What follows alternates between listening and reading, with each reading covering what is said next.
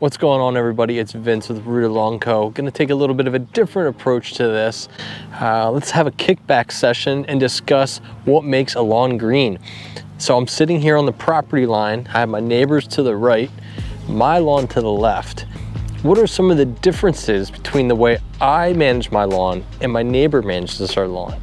Now, there's no shade being thrown to my neighbor, but some people don't really care about their lawn. They don't mind that there's some clover, that there's some weeds.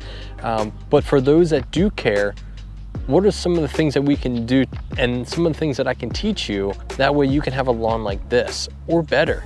This channel recently hit 700 subscribers. Every one of you, thank you so much for joining in with me, learning along the way. If you're just stopping by to see how to get a green lawn, I appreciate you. Go ahead and hit the subscribe button. Join the journey with me. We're gonna be doing a bunch of different things this year, and hopefully we can help get your lawn the way that you wanna have your lawn this year. One of the biggest things you need to have a healthy lawn is having good cultural practices. Mowing your lawn 2 to 3 times a week, sometimes maybe a little bit more. You don't wanna let it get too high and then scalp it. They call it a 1/3 rule. You take your grass blade and just trim 1/3 off. Now, you know, we get busy and I'm a culprit of it. Just the other day, I had to cut more than that off. That's okay from time to time, but sometimes you just need to stay on top of it and just trim off little bits at a time. Keeping your mower blade sharp is also gonna help prevent damage to your grass blade. It's gonna prevent fungus in your lawn, and it's gonna promote overall a healthier lawn. Besides mowing, getting a soil test at the beginning of the year before any fertilizer has been put down onto your lawn will help you understand what nutrients your lawn actually needs, and it'll tell you exactly what fertilizer and how much of each nutrient you need to put down in that year.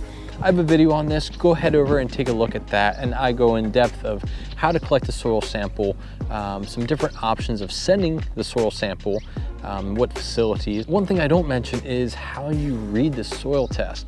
So I recently just got mine back, and I'm gonna be doing a video going over the soil test, so stay tuned.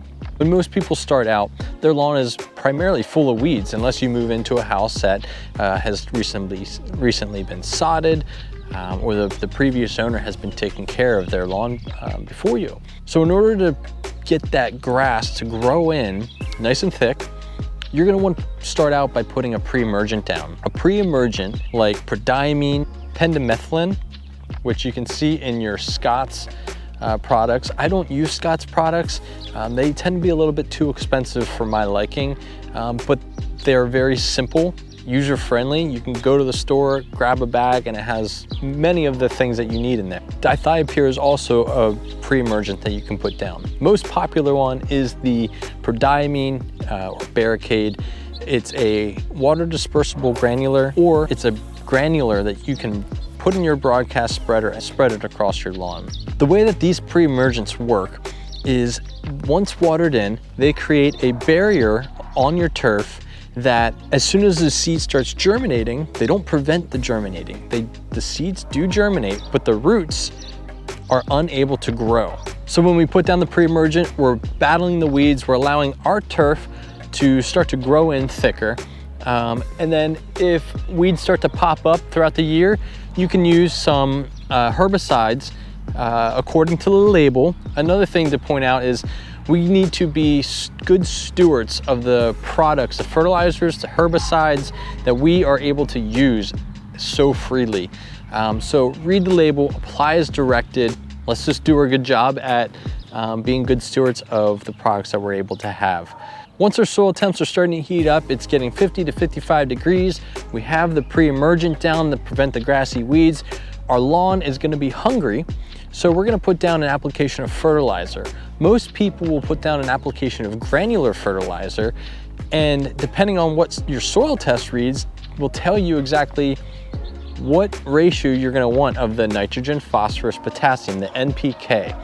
So some lawns, you're not gonna need that phosphorus. So make sure you pay attention to what your soil test tells you. In the spring, the lawn's gonna start to grow, and the curve goes, usually for cool season turf, you know, January, February, March, April, May, June, right? We're gonna start to really peak and our top growth is gonna shoot out. You don't wanna pound your lawn with tons of nitrogen or else you're gonna be mowing every 2 to 3 days. So sometimes maybe adding a small amount, like a ½ pound of nitrogen to your turf will allow you to have some green up, some growth, but also be able to be more manageable to stay on top of it with good mowing practices. So how to have a green lawn?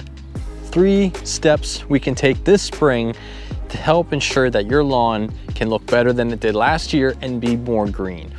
We have good cultural practices. We're mowing the lawn regularly. We have sharp blades. We put down a pre-emergent. We prevent the weeds from coming in and we allow our turf to get thicker. And we feed our lawn. We give it the nutrients it needs according to the soil test and we allow it to green up nicely. If you found this beneficial, comment below. Let me know if you learned something new. Guys, thank you for watching this and I will see you in the next one.